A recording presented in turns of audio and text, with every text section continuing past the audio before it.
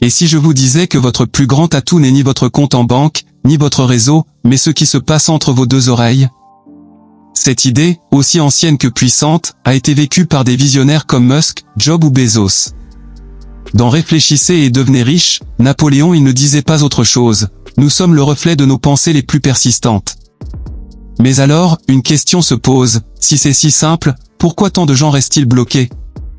Pourquoi n'arrivons-nous pas tous à concrétiser notre potentiel? L'histoire que je vais vous raconter aujourd'hui lève le voile sur ce mystère. Elle va vous apprendre une leçon précieuse, et en prime, vous allez enrichir votre vocabulaire française. Ne partez pas, je vous promets que ça va changer votre perspective. Le déclic inattendu. Imaginez une gare, bruyante et mouvementée. C'est là que vivait un homme, assis jour après jour, la main tendue, survivant grâce à quelques pièces que les voyageurs bienveillants lui glissaient. Un après-midi, alors qu'il faisait la queue pour un train, un homme en costume élégant, rayonnant de succès, attire son regard. Voilà quelqu'un qui peut se permettre d'être généreux, pense le mendiant, plein d'espoir. Il s'approche et tend la main. Mais au lieu d'une pièce, il reçoit une question qui le stoppe net. Vous passez votre temps à recevoir. Mais quand est-ce que vous donnez, vous? Stupéfait, le mendiant bafouille, donner? Mais, je n'ai rien à donner. Je suis un sans-abri. L'homme d'affaires lui sourit, non par mépris, mais avec une forme de franchise désarmante. Écoutez, moi je crois en une règle simple, la valeur naît de l'échange. Si vous n'avez rien à offrir, vous n'avez en réalité rien à recevoir. Sur ces mots, il tourne les talons et monte dans son train, laissant le mendiant seul, son univers chamboulé par cette simple phrase. La graine qui germe. Les jours qui suivent, le mendiant ne demande plus rien. Il est trop absorbé par cette idée révolutionnaire. Pour recevoir, il faut d'abord donner. Mais donner quoi?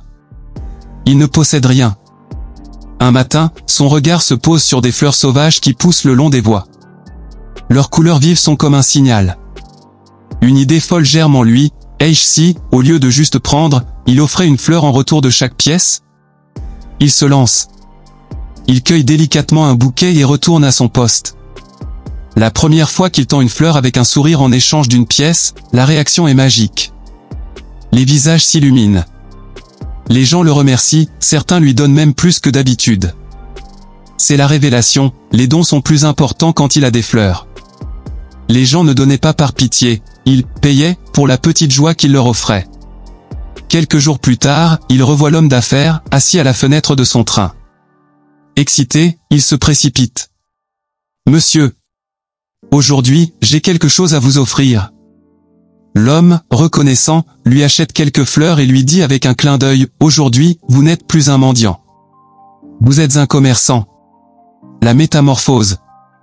Cette phrase résonne en lui comme un coup de tonnerre. Un commerçant. Il n'était plus un homme qui supplie, mais un homme qui propose de la valeur. Cette nuit-là, une décision mûrit en lui. Il quitte la gare. Il ne reviendra plus jamais mendier. La rencontre, 6 mois plus tard. 6 mois s'écoulent.